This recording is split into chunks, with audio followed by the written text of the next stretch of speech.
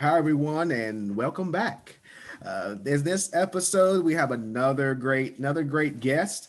We have Nick Beadleston and we're going to discuss B Corps. Nick, welcome to our discussion. Welcome to the class. Thanks for having me, Dr. Goldston.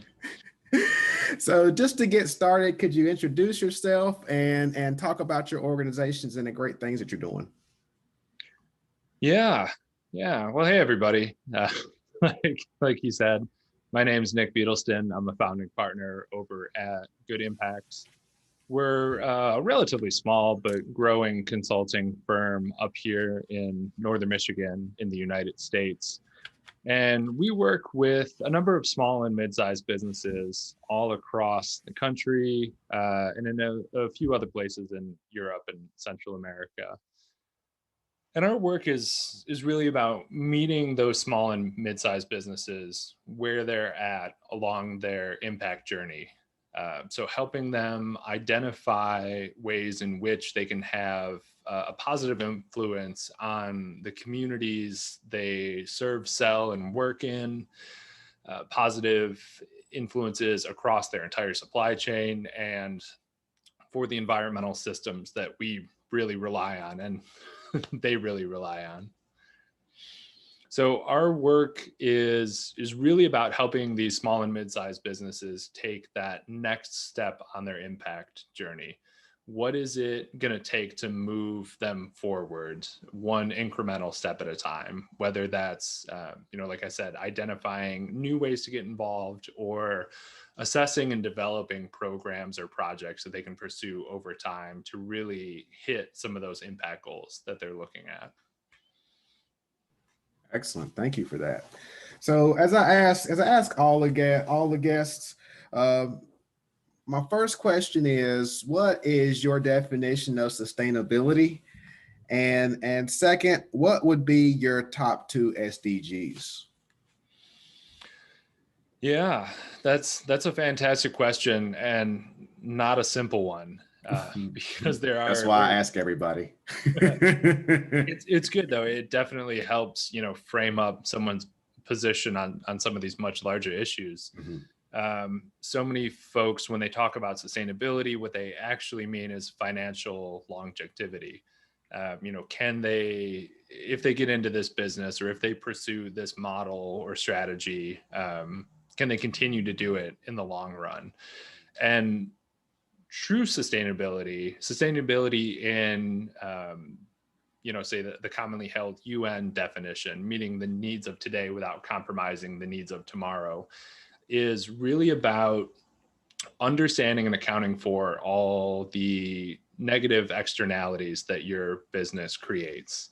So what sorts of unintended rather consequences are we having again in the communities we serve, across the broader environment? What are those unintended negative consequences and how can we account for those within our business model? So maybe that's changing sourcing practices, maybe that's a reduction of certain materials in your processing or in your facilities. Or maybe at a certain point when you've done everything you can do internally, starting to look at external solutions and bringing in other partners, like a carbon offset program, allocating um, allocating profits toward programs in other places where those offset programs are really going to have a lot of bang for your buck. So I think so much of sustainability comes back to identifying externalities, accepting that, again, through potentially no fault of your organizations, you're responsible for negative impacts, and then coming up with ways to solve those. Okay, excellent. And for the second question, what's your top two Yeah, SDGs? this is totally a dodge, but it's I it really comes down to what the organizations we're working with prioritize. Yeah. There are 17 for a reason, Hmm. and they're not weighted. None of them are more important than the others, and none of them can happen independent of the others. Right. That's one of the reasons the Millennial Development Goals, while they were ambitious, they ultimately failed because there were a lot of challenges with that well-meaning effort, but there wasn't the interconnectivity that we see with the SDGs. And a lot of it's that 17th goal, the really unsexy number 17, Mm-hmm. that provides the framework for Mm-hmm. folks to collaborate on all of those other SDGs. So Right. yeah, I think my favorite is number 17 and my second favorite is number 17. Right. So, and that's an amazing point where all of those SDGs are interconnected, and one thing that I think is important for you to fully understand those SDGs and the importance of each one, you need to delve deeper into this systems thinking and the systems theory, and that all of them are interconnected. Now you made about three different points there, but I want to touch on the last one, which I think is the most impactful, is how do we get to that 17th goal? Yeah, one of the great advancements over the MGDs that we see in the SDGs is, I think I screwed up my acronyms there, but you know what I mean. Yeah, I got it. Is the fact that these really audacious goals are broken down into these subcomponents and milestones within those. Mm-hmm. So in terms of accomplishing number 17 or 1 through 16, it really is about including as many diverse stakeholder groups as possible. And that was another challenge with the Millennium Goals. It was a lot of well-meaning European countries predominantly that decided they were going to solve the rest of the world's problems. And so little effort was put into, honest stakeholder engagement and understanding at a very ground level what some of the cultural and intercultural factors were that were going to either enhance or inhibit the work that was trying to be done. And certainly not taking into account all of the knowledge that already existed on the ground. It was a lot of this work is attempting to provide technical solutions to problems that have a technical aspect, but also have, a really systemic series of challenges behind them. Mm-hmm. So Mm-hmm. a technical challenge is insufficient alone to solve a systemic problem. Mm-hmm. Mm-hmm. Yeah, that's excellent. And I think I was listening to one individual, which we're also gonna have on here, where I think he says that we are setting ourselves up for more additional complexity when we're trying to fix something that's already broken. Right. Now to that point, I think that there is a lot of work to do before we get to the 2030 goals. But I think that you made a point in that there's no waiting on all of these SDGs. And my approach is that, and the reason why I asked that question to everyone is that everyone has different priorities. So if you focus on your priorities, if you focus on 17 and I focus on my two, you focus on their two, they focus on their two, they focus on their two, then it's my opinion that all of those SDGs will be addressed and will have a better probability for us to reach those goals. Now I've had one of my peers to disagree with me, but that's my opinion, and that's why we're having these discussions, to get insights and to get thoughts on everyone's ideas and opinions. I've been talking too much. So next question. Well, and before we move on, I will say that some of the financial empowerment and financial literacy, I always forget which particular goal that is, but that also underpins a lot of them. Mm-hmm. Creating economic capability in communities really is the solution to helping solve clean water challenges, is the solution to solving, local literacy challenges. Right. It really is small business development and micro loan and microcredit development paired with financial literacy. And when that happens, then, folks don't need outsiders flying in to build a school or dig a well. Oftentimes it's not even a technical knowledge. It's just lacking sufficient capital to be able to go ahead and do it. And outside technical expertise may not even be appropriate for the communities they're trying to serve. But microloan work and financial literacy, that's at the root of it. Yeah. And yeah, I completely agree with you. And because your focus is on those small and medium businesses, I absolutely commend you on that effort.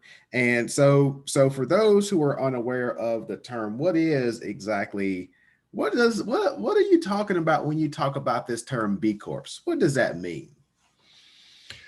Yeah.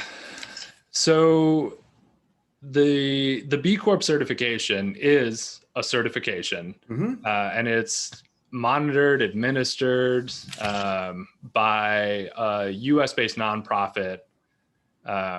Originated in the U.S. They've got offices all over now, but called B Labs.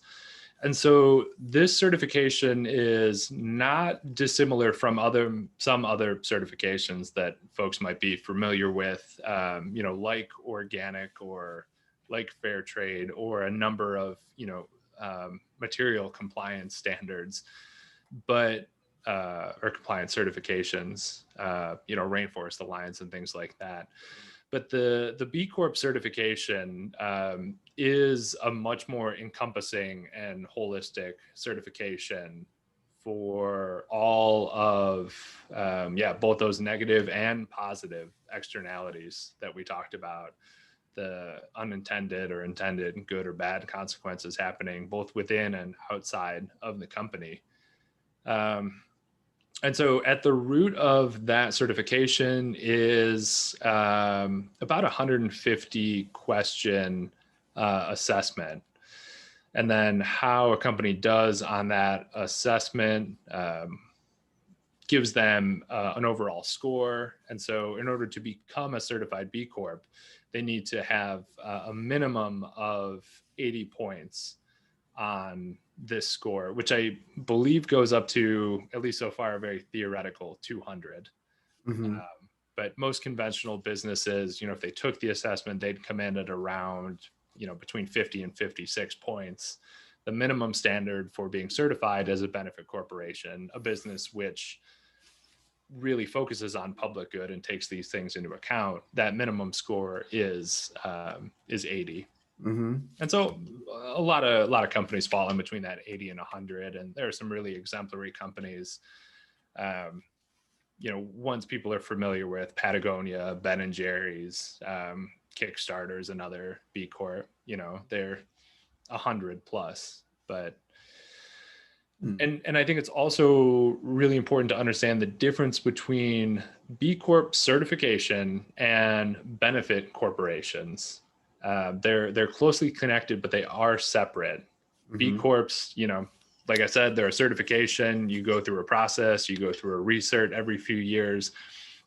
Becoming a benefit corporation, which is available in not all 50 states. I think upper 30s. But anyway, that is a structure under which, a structure of which you can form your company. So not unlike an LLC or an S Corp, you can be a benefit corporation, either right when you're formed, or, you can amend your corporate structure and bylaws and become a benefit corporation. But this essentially, and the laws vary state to state, but essentially it says that your organization will also account for public benefit within your organization. So essentially it gives management legal cover to pursue activities that may not necessarily maximize the profits of the corporation, but instead have a general benefit for the community, the environment, the supply chain. So Interesting. yeah, those two terms are often used interchangeably. And like I said, they're closely linked, but they're not quite the same thing. Okay. So when I look at that B Corp certification, Mhm. is there any validation to the applicants, if you will, answers, within that application when applying for that certification? Yeah. So once you go through the application and Hmm. submit supporting documents, and Okay. this assumes that you want to go for the full certification. There are, I think I might have mentioned, but about 3,700 B Corps all around the world. Hmm. But 50,000 companies have used the assessment tool, which is a Mm, free tool available to any business. So it is an important side note that many more organizations use those tools than actually, at least so far, have pursued the certification. right. But anyway, you do the assessment, you upload your documents. There is a review process with B Labs, with the nonprofit that manages the whole thing. Hmm. And so, depending on the size of the organization and the industry, it may take a few months of back and forth, all the way to a year to become fully certified. Um, and a lot of that is around confusion at an organizational level about what some of these things mean. Hmm. What does it mean to have an open and transparent purchasing policy? How do we get it to the standard of this certifying organization? Hmm. Um, we do a diversity seminar once a year. Is that not enough to get our points for equity and inclusion? Well, no, actually there's a lot more to it than that. Right. Right. So that that back and forth really depends on the company. But yeah, B Lab does a good job working with organizations. It's not a really binary thing. Either you make it or you don't, and you already Hmm. paid us, so good luck. They want organizations to be successful, and that unfortunately is Interesting. not always the case with all certifications. Right. Yeah, I like that. And you said there's 3,700 globally, 2,000 in the US. So yeah, so there are a number in the UK. Um, and so yeah, this thing is global, and I only foresee it getting larger, especially with 50,000 taking the assessment. So the next question I have is, what prompted you to start your organization?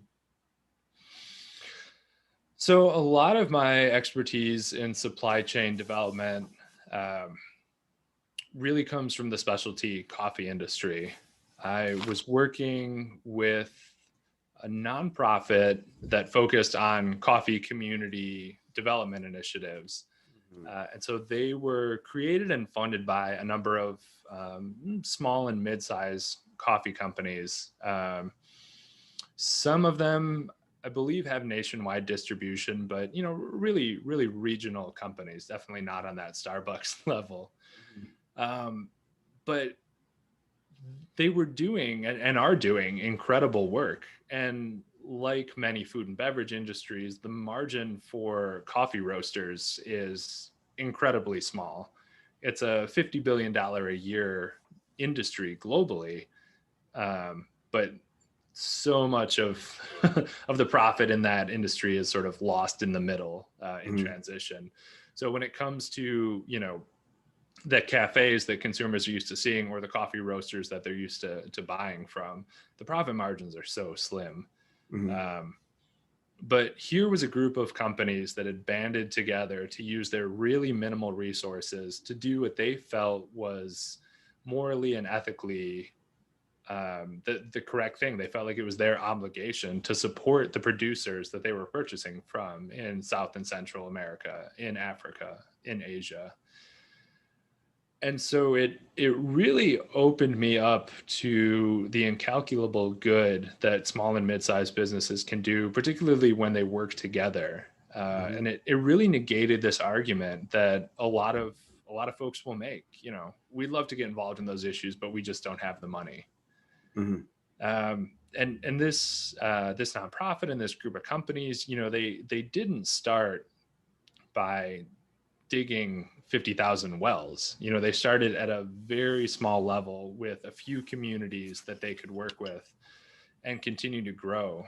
So not only did it help me understand what business as a force for good could do, but it also helped me understand how that incremental growth, it's not the sexy global goals that major conglomerates can set. It's not that on day one, but it can certainly grow into something that touches many communities and really strengthens and enriches that entire supply chain. Mhm. Okay. And looking at the work at a much more local, at a community level, for example, across the US, there are so many nonprofits doing phenomenal work on social determinants of health, on poverty alleviation, on, conservation, you name it. Mhm. But at the end of the day, the nonprofit model, it's the best we've come up with so far to address those issues, but it's fundamentally flawed in that it's solving problems at a deficit. So Mhm. anyone who's ever worked with, served on the board of, been involved with a nonprofit knows that they're constantly, to use an American colloquialism, constantly behind the eight ball. Mhm. They're constantly operating at a deficit. The more services they provide, the deeper into that deficit they go. They have to fundraise to make up for that gap. So the nonprofit industry and individual nonprofits, with some notable exceptions, are, they're stressful places to work. They squeeze good people, and really ask a lot of them. The burnout rate is high, not because the organizations are bad, just because the Right. model is imperfect. So looking at the for-profit world that, theoretically is made up of entities that have solved the profit problem, Mhm. otherwise they wouldn't be in Right. business, Right. they're better positioned to address some of these, really complex social and environmental problems. The difference is the norm has been that they don't focus on those.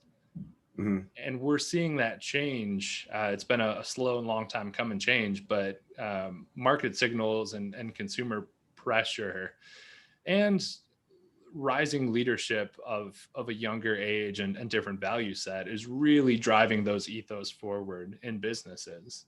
Mhm. Um, and so that's what I'm passionate about seeing. We have enough good nonprofits. We need more good businesses. Right. Yeah. All right. Excellent.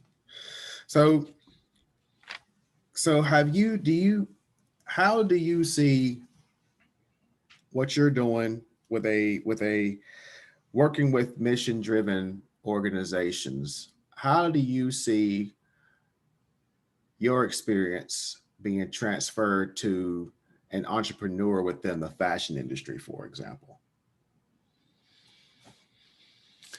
Yeah, that's a great question. And I hate when other people give these answers. It really depends on, on the It entrepreneur and the depends. organization. Yeah, in my experience, the folks that we work with, they really, the organizations that we work with, they fit into one of two categories. Either they are a really mission driven, really purpose focused entrepreneur Mhm. and startup. And in that case, they got the positive impacts on lock. They know what good they want to do in the world. Where they're most likely struggling is with basic business skills. Mhm. They need to, well, and access to capital. I mean, that's the biggest struggle for every startup. Even if they have, a model that works great at scale, that early access to capital is troublesome. And a lot of mission driven startups aren't really well versed in how to translate that mission driven language into impact that lending institutions or investors are going to be interested in. Mhm. So on the mission driven startup side, it's, basic business development skills and access to capital. And then on the other side, you've got businesses that are maybe, more established and they would fit sort of that moniker of a traditional business. They figured out the profit side. Maybe they're growing, maybe they're stable and where they want to be, but they are starting to, in response to, again, changes in leadership or market signals, they're realizing, okay, we got to do more than just provide X, Y, and Z widget. We also need to take a look at our practices and policies to see how we can be creating these positive impacts, because our consumers are going to begin to demand it. Our employees are definitely going to, begin to demand it. So for them, it really is more about understanding, conceptualizing, and executing around the positive impacts. Mm-hmm. So you've really got those two different groups of individuals and organizations. And what's fantastic is that ultimately they get to the same place, Mm-hmm. but the skills that they need along that journey and what they really have to to pack and unpack to be successful look a little different. Right. Okay. So, all right. So the last question is a two-parter. So what advice would you give to an entrepreneur trying to, one, start up an organization? It's going to be a multiple parter, more than two. Sorry, a lot. So, and what would you do what steps would they take to become this, that have this be this B Corp certified, right? And then also, what steps do they take to, like you said, just get started? Because you said many of these, like outside of the B Corp certification, if they just want to do good, right? If they want to be a mission-driven organization, where do they start?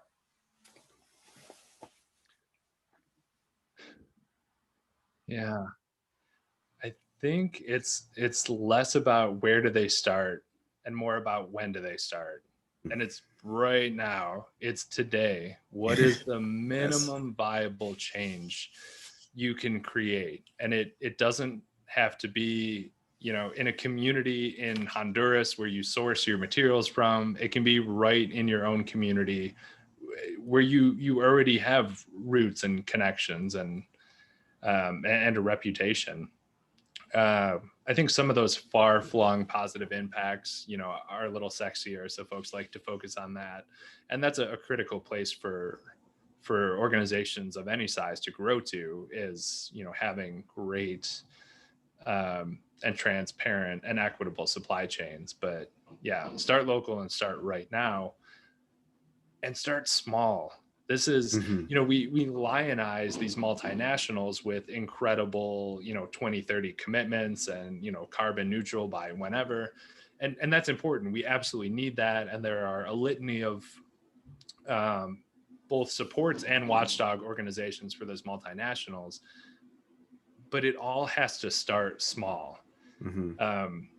Unilever is doing incredible sustainability work, but they didn't just wake up one day and decide to do that. Right. It started with one of their, at the time, relatively small, and, in terms of their $4 billion portfolio, Lipton tea makes up such a small percentage of that. And there was one executive within Lipton that took a look at their, where they were sourcing their tea from, realized that, not only was the tea very inorganic, but also the conditions under which it was being produced were, they were terrible. Mm-hmm. So he got consent from his higher ups to start investing in community development and organic practices. That over time made the Lipton brand so much more competitive against, I always forget, I'm not a big tea guy, but PG Tips, I think, their other major competitor. So that sent a signal to the rest of Unilever, this company with like 500 subsidiaries, investing in this is really important and gives us a competitive edge.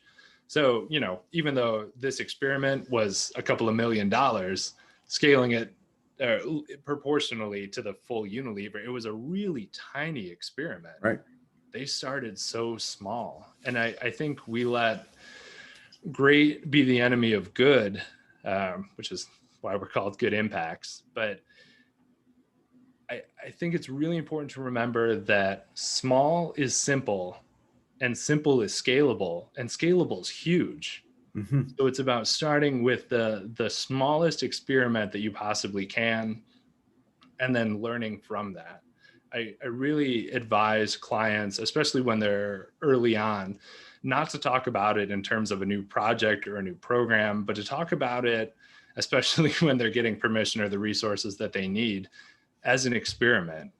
You know, an experiment can't fail. You can only gain knowledge from an experiment.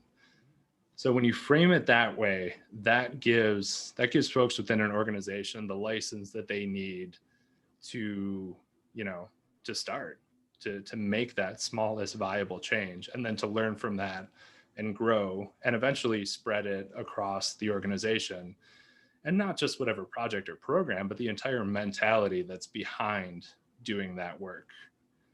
And so that was part of an answer to your question. The other part of it, you know, if you are a solopreneur or, you know, a really small startup, is to think about these kind of things now. I think lots of organizations, because there are so many challenges at the beginning, you know, you're trying to figure out how to make payroll and make it to the next, you know, next month, the next week for some startups. But the more you grow and the more complex your organization becomes, the harder it is to go through this work. There you go. Bingo. And so many big organizations that are now pivoting to this, they don't understand their positive impacts, their sustainability, whatever they want to call it. It's bolted on. It's not built in. You know, mm-hmm. They look at it as a nice feature of an organization that does all these other things, rather than how can we internalize, again, this mentality throughout our organization? How can we include all of our employees? How can we really get the most benefit from what we're investing in, the positive impacts we're creating? So if it's you and, you know, 2 other founders, it's way easier to start building that in now than trying to bolt it on later, which frankly, you're probably not gonna, you know, once you're off and growing it. Right. I completely agree with you. And that was an amazing response. So thank you for your time today, Nick. Where can people find you? Yeah, best place to find me, definitely feel free to reach out, nick@goodimpacts.com. You can also go to goodimpacts.com, learn a little bit more about what we offer and how we work with small and mid-sized businesses all over the place. That's what it's all about. Once again, thank you for your time. And we're going to do this again. Having a technological failure here. I was so excited. Right? That would be great. Because it was a great conversation, because we made a great impact on these listeners. There you go. See you, everybody. See you.